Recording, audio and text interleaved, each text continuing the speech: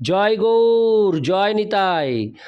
আজ 4ই বৈশাখ 1433 ও ইংরেজি 18ই এপ্রিল 2026 শনিবার। আজ আমি চৈতন্য চরিতামৃত পাঠ করছি।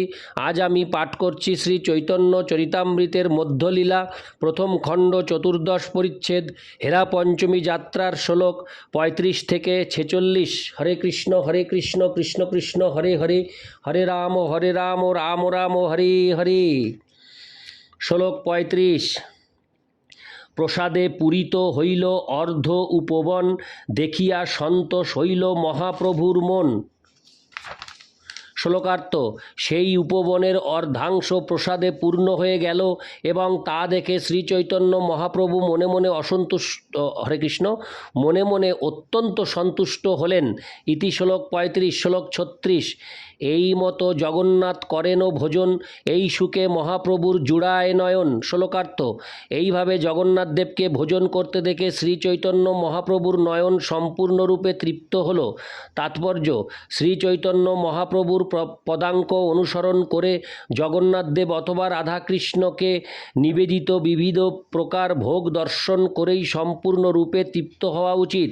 বৈষ্ণবের পক্ষে নিজের উদর পূর্তির জন্য বিবিধ প্রকারের খাদ্যদ্রব্য আকাঙ্ক্ষা করা উচিত নয়। পক্ষান্তরে ভগবানের শ্রীবিগ্রহকে নিবেদিত বিবিধ প্রকার খাদ্যদ্রব্য দর্শনই তার তৃপ্তি। শিল বিশ্বনাথ চক্রবর্তী ঠাকুর শ্রী গুরুবষ্টকমে লিখেছেন, চতুর্বিধ শ্রী ভগবৎ প্রসাদস্বাদন্ন তৃপ্তান হরিভক্ত সংঘান কৃত্যৈব তৃপ্তিং ভজত সদৈব বন্দে গুরু। হরে কৃষ্ণ। গুরো হরে কৃষ্ণ। গুরো শ্রীচরণারবিন্দম। শ্রী গুরুদেব সর্বদা শ্রীকৃষ্ণকে চতুর্বিধ চর্বচুষ্য লেজ্জ পেয় অতি উপাদেয় ভোগ নিবেদন করেন। গুরুদেব যখন দেখেন যে ভক্তেরা সেই ভগবৎ প্রসাদ সেবা করে তৃপ্ত হয়েছেন, তখন তিনিও তৃপ্ত হন। এই পরমারাধ্য গুরুদেবের শ্রীপাদপদ্মে আমি আমার প্রণতি নিবেদন করি।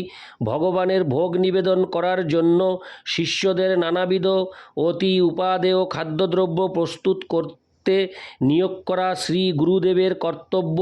এই ভোগ নিবেদন করার পর তা ভগবানের প্রসাদরূপে ভক্তদের বিতরণ করা হয়। এই ধরনের কার্যকলাপ গুরুদেবকে তৃপ্তিদান করে। যদিও তার নিজের বিবিধ প্রকার প্রসাদের প্রয়োজন হয় না, ভগবানকে ভোগ নিবেদন করতে দেখে এবং তারপর প্রসাদ বিতরণ করতে দেখে তিনি গভীর তৃপ্তি এবং আনন্দ অনুভব করেন। ইতি শ্লোক 36। শ্লোক 37।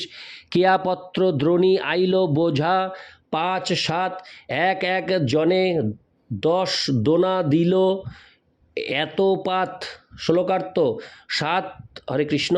শ্লোকার্থ: 5-7 বোঝা কেয়া পাতার ডোঙ্গা নিয়ে আসা হলো এবং প্রত্যেককে 10-10টি করে সেই ডোঙ্গা দেওয়া হলো।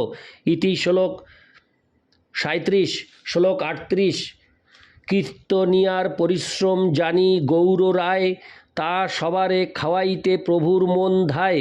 শ্লোকার্থ: কীর্তনিয়াদের পরিশ্রম উপলব্ধি করে শ্রী চৈতন্য মহাপ্রভু তাদের প্রচুর পরিমাণে ভোজন করাতে ইচ্ছা করলেন।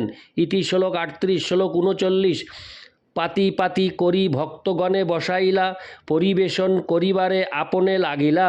শ্লোকার্থ: সমস্ত ভক্তদের সারিবদ্ধভাবে বসিয়ে শ্রী চৈতন্য মহাপ্রভু নিজেই প্রসাদ বিতরণ করতে লাগলেন। ইতি শ্লোক 39। শ্লোক 40। প্রভু না খাইলে কেহ না করে ভোজন, স্বরূপ গোসাঙ্গী তবে কইল নিবেদন। শ্লোকার্থ: কিন্তু শ্রী চৈতন্য মহাপ্রভু প্রসাদ গ্রহণ না করায় ভক্তরাও ভোজন করছিলেন না। তখন স্বরূপ দামোদর গোস্বামী মহাপ্রভুকে নিবেদন করলেন। ইতি শ্লোক 40। শ্লোক 41। আপনে বৈশ প্রভু ভোজন করিতে, তুমি না খাইলে কেহ না পারে খাইতে। শ্লোকার্থ: স্বরূপ দামোদর বললেন, প্রভু তুমি দয়া করে ভোজন করতে বসো, তুমি যদি না খাও তাহলে অন্য কেউ তো খেতে পারবে না। ইতি শ্লোক 41। শ্লোক 42। তবে মহাপ্রভু বৈশে নিজগণ লঙ্গা লয়ে ভোজন করাইল সবাকে আকণ্ঠ পুরিয়া। শ্লোকার্থ: তখন শ্রী চৈতন্য মহাপ্রভু তার পার্শ্বদের হরে কৃষ্ণ পার্শ্বদের নিয়ে বসলেন এবং সকলকে আকণ্ঠপূর্ণ করে ভোজন করালেন। ইতি শ্লোক 42, শ্লোক 43। ভোজন করি বসিলা প্রভু করি আচমন, প্রসাদ উবরিল খায় সহস্রেক জন। শ্লোকার্থ: ভোজনান্তে শ্রী চৈতন্য মহাপ্রভু আচমন করে বসলেন। এত উদ্বৃত্ত প্রসাদ ছিল যে হাজার হাজার মানুষকে তা বিতরণ করা হলো। ইতি শ্লোক 43, শ্লোক 44। প্রভুর আজ্ঞায় গোবিন্দ দীনহীন জনে দুঃখী কাঙ্গাল আনি করায় ভোজনে।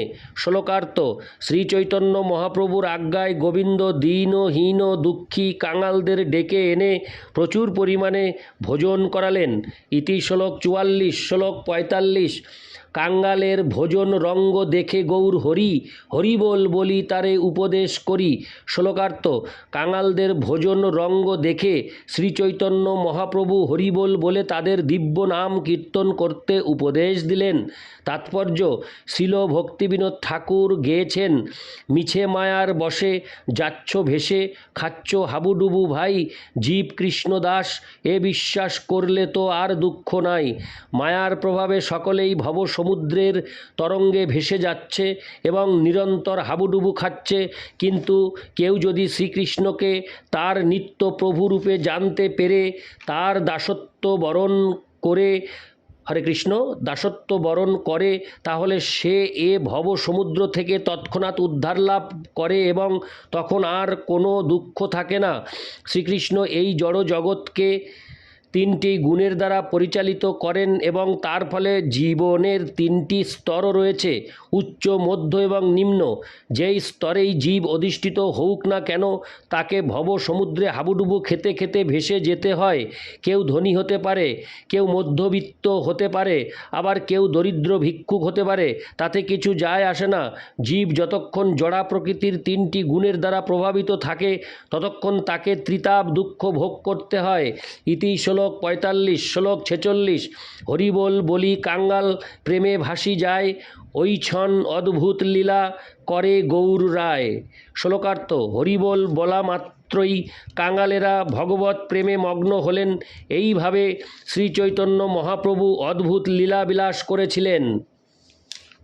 তাৎপর্য: ভগবত প্রেম অনুভব করার অর্থ হচ্ছে চিন্ময় স্তরে অধিষ্ঠিত হওয়া।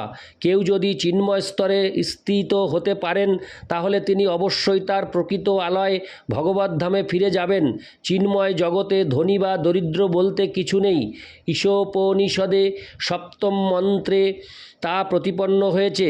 যস্মিন সর্বাণি ভূতানি আত্মৈবা ভূদ বীজানত তত্র কো মোহ কহ শোক একোত্তম অনুপশ্যত। যিনি সর্বদা সমস্ত জীবকে গুণগতভাবে ভগবানের সঙ্গে এক চিৎ স্ফুলিঙ্গ রূপে দর্শন করেন, তিনিই প্রকৃত তত্ত্ববেত্তা। তিনি কখনও মায়ার প্রভাবে মোহাচ্ছন্ন হন না। ইতি শ্লোক 46। হরে কৃষ্ণ কৃষ্ণ কৃষ্ণ হরে হরে, হরে রাম রাম রাম হরে হরে। জয় গৌর, জয় নিতাই।